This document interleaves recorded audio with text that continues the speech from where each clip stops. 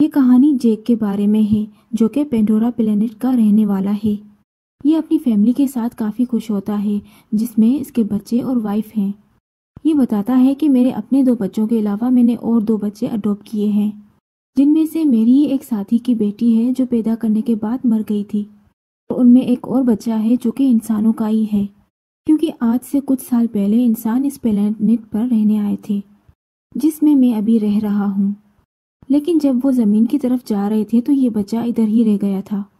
तब से ये बच्चा मेरे साथ ही रहता है। ये बच्चे आपस में खेलते हैं और एक दूसरे का बहुत ख्याल रखते हैं। जेक अपने सब बच्चों को सब सिखाता है, जैसे तीर चलाना, मछली पकड़ना और भी बहुत कुछ। ये सब बहुत खुश होते हैं, लेकिन एक दिन जेक की वाइफ आसमान में वाइट तारा देखती है। जैसे ही वो करीब आता है तो पता चलता है ये इंसानों की स्पेस शिप है, जो कि फिर से इंसानों की दुनिया में रहने आए हैं। उस स्पेसशिप की आग की वजह से जंगल में आग लग जाती है, जिससे बहुत सारे जानवर मारे जाते हैं और बहुत नुकसान होता है। इसके अंदर से इंसान निकलते हैं जो कि बड़े बड़े रोबोट्स के अंदर बैठे हुए थे, और इनके पास बहुत बड़ी गाड़ियां थी जो कि रास्ते में सबको आने वाले को कुचल रही थी, जबकि जेक और उसकी वाइफ के पास रोने के अलावा और कुछ नहीं बचता।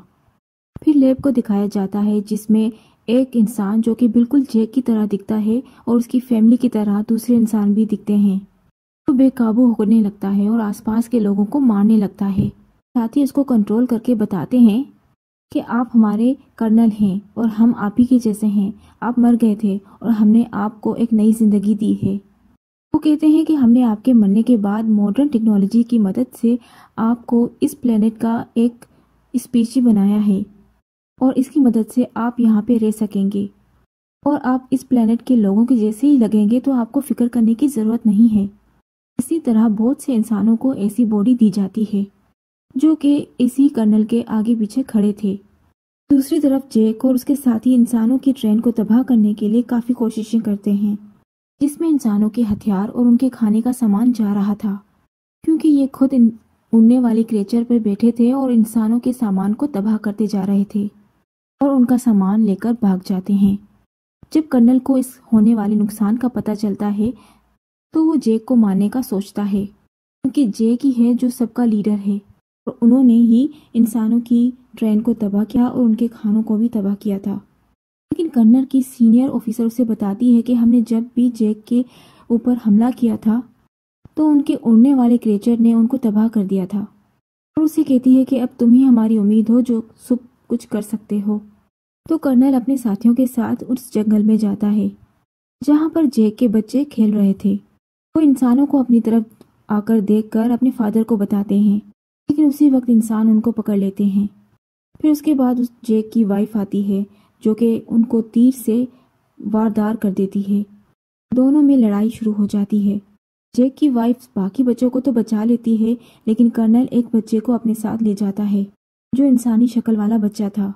जेक की वाइफ काफ़ी परेशान होती है। तभी जेक कहता है कि हमें अब इस जंगल को छोड़कर वापस जाना होगा, क्योंकि मैं यहाँ का लीडर हूँ और वो कर्नल मेरे पीछे है। वो उसे बताता है कि जब इंसान इस जंगल में आए थे तो मैंने ही उस कर्नल को मारा था। अब वो उसका बदला लेना चाहता है मुझसे। अब वो दोबारा आया है तो वो मुझे मारना चाहता है। और वो उसे समझाता है कि अगर मैं, तुम और बाकी लोग इस कबीले से चले जाएंगे तो मैं उन लोगों को बचा सकूंगा। उसे कहता है कि हमारा पकड़ा जाने वाला बच्चा हमारी लोकेशन उसे बता सकता है और हम फिर पकड़े जाएंगे। जेक की वाइफ जाना तो नहीं चाहती, लेकिन आखिरकार उसकी बातें सुनकर मान जाती है। दूसरी तरफ इंसान जेक के बच्चे पे जुल्म कर करके अपनी का पता पूछ लेते हैं, लेकिन वो काफ़ी हिम्मत करता है उन्हें कुछ न बताने की। तभी कर्नल आ जाता है और उन्हें कहता है कि ये इंसान का बच्चा है तो इसके साथ वैसे ही बिहेव करो। कर्नल इंसान के बच्चे की तरफ हाथ बढ़ाता है और उसे कहता है कि मैं तुम्हारा असली फादर हूँ। आखिरी बार जब यहाँ आया था मैं तुम्हें जानबूझकर यहाँ पे छोड़ गया था, लेकिन अब मुझे एहसास है और अब मैं तुम्हें अपने साथ लेकर जाऊँगा। फिर वो बच्चा मान जाता है और कहता है कि ठीक है, मैं आपको जगह दिखा दूंगा। दूसरी तरफ जेक और उसके कबीले के लोग क्रेचर पर बैठकर दूसरी जगह रवाना हो जाते हैं कि कम से कम कहीं रहने का ठिकाना तो मिले और वहाँ वो सुकून से रह सकें। ये लोग पानी में रहने वाले नाविस के पास पहुंचते हैं। लोग हैं तो इसी कबीले के, लेकिन उनका रंग काफ़ी सब्ज रंग होता है।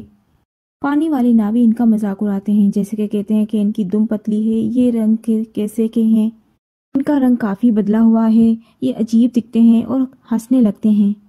पानी वालों का लीडर आता है और उन्हें कहता है कि तुम जंगल के रहने वाले हो और यहाँ पे तुम्हारी कोई जगह नहीं है। कहता है कि तुम्हें कुछ नहीं आता, जब तुम यहाँ पे सरवाइव कर सको तो यहाँ से चले जाओ।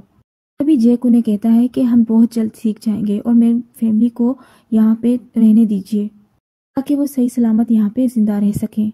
सुनकर पानी वाला लीडर मान जाता है और उन्हें रहने के लिए इजाज़त दे देता है। अगले दिन जैक के बच्चों को वहाँ पे रहने वाले बच्चे घुमा रहे होते हैं, जबकि जैक का बेटा, जिसकी बालों वाली चुटिया थी, एक क्रेचर में फंस जाती है और वो क्रेचर उसे काफ़ी तेज़ी से दौड़ाता है, जिसकी वजह से वो गिर जाता है और पानी वाले क्रेचर बच्चे उस पर हंसने लगते हैं। अगले दिन वहाँ के कुछ बच्चे जैक की बेटी को पागल कह रहे होते हैं। इसके अलावा उससे बदतमीजी करते हैं और उसे काफ़ी तंग करते हैं। फिर वहाँ जैक के बाकी बच्चे आते हैं और उनसे लड़ाई करने लगते हैं। तुमने हमारी बहन को ऐसा क्यों कहा?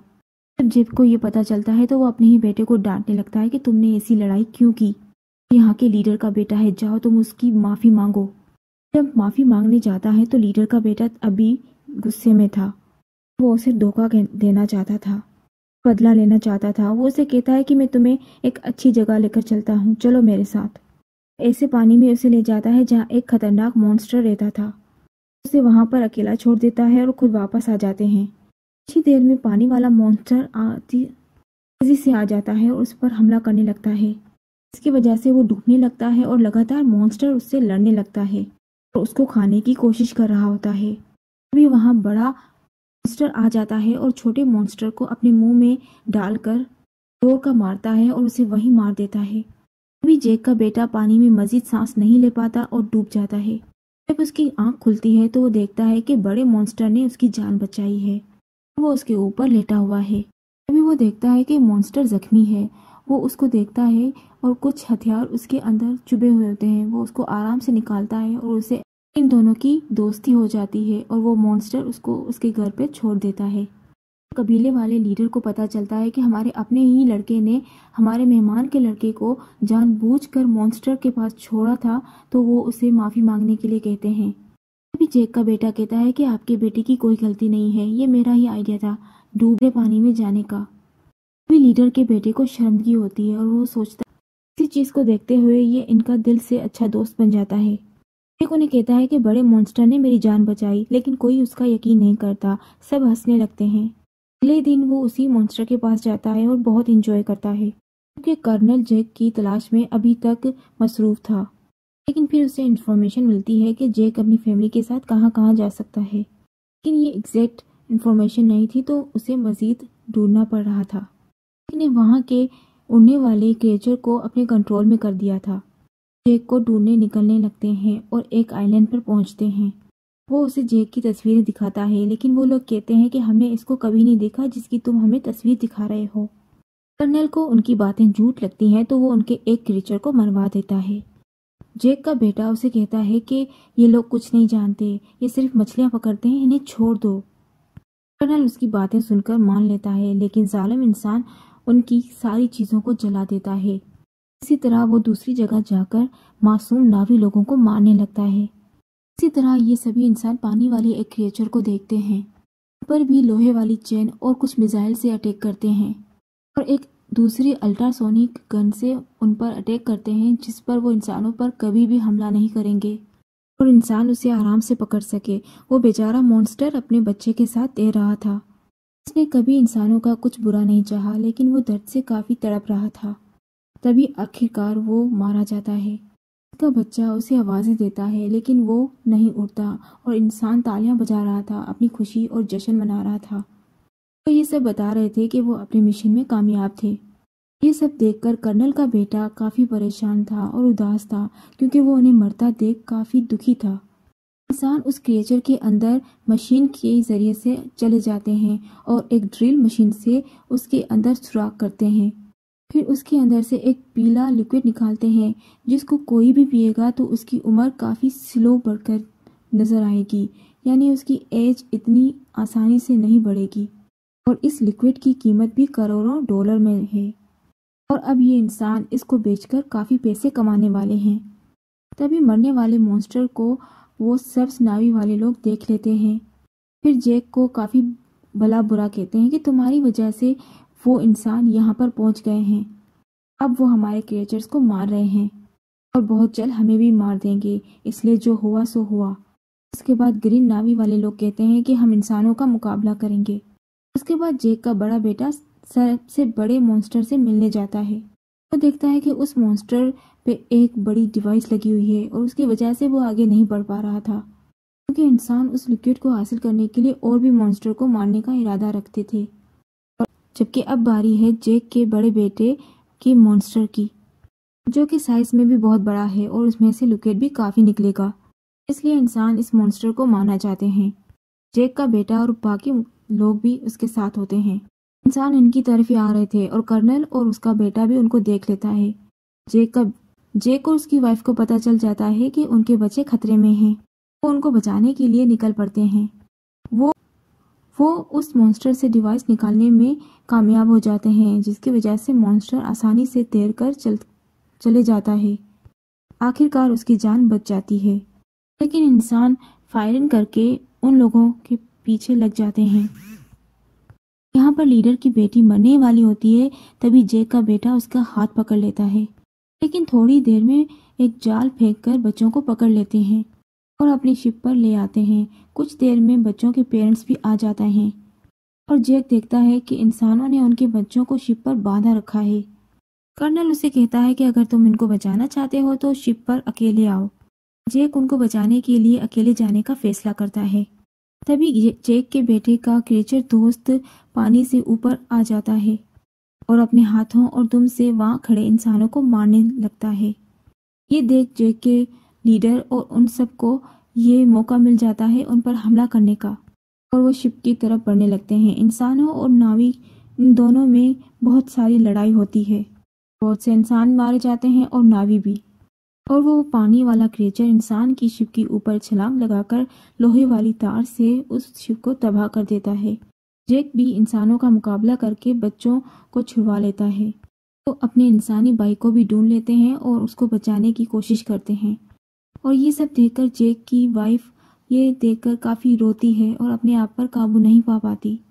जैक के 2 बच्चे फिर से कर्नल ने पकड़ लिए थे और वो इंतज़ार कर रहे थे कि जैक उनको छुड़वाने आएगा और उसी मौके के तहत हम उसे मार डालेंगे। जैक खामोशी से आता है और धमाका करता है, जहाँ पे सारी चीज़ें तबाह हो जाती हैं, जहाँ पे इंसान भी मारे जाते हैं। फिर उसकी वाइफ भी हमला करती है, जिससे वो इंसानों को अपने तीर से मार गिराती है और एक इंसानों को गुस्से वाली आंखें दिखाकर मार डालती है, क्योंकि उसने अभी अभी अपना बेटा खोया था और उसकी वजह से उसकी आंखों में अभी भी दर्द और दुश्मनी की आग थी। तभी कर्नल मौके का फायदा उठाकर जैक की बेटी की गर्दन पर चाकू रखकर उन्हें हथियार फेंकने के लिए कहता है। उसी दौरान जैक की वाइफ आहिस्ते से आकर कर्नल के बेटे पर ही चाकू रख देती है। फिर कर्नल को उसकी बेटी यानी जैक की बेटी को छोड़ना पड़ता है। फाइनली कर्नल और जैक के दौरान हैंड टू हैंड लड़ाई होती है। बहुत ही मुश्किल से जैक कर्नल का गला अपने हाथों से दबाकर मार देता है। आखिरकार कर्नल मरकर पानी में डूब जाता है, लेकिन उसका बेटा उसको बचाने नीचे तैरता है और उसे पानी के ऊपर लेकर आता है। और फिर उसे याद आता है कि कर्नल ने इसकी भी जान बचाई थी।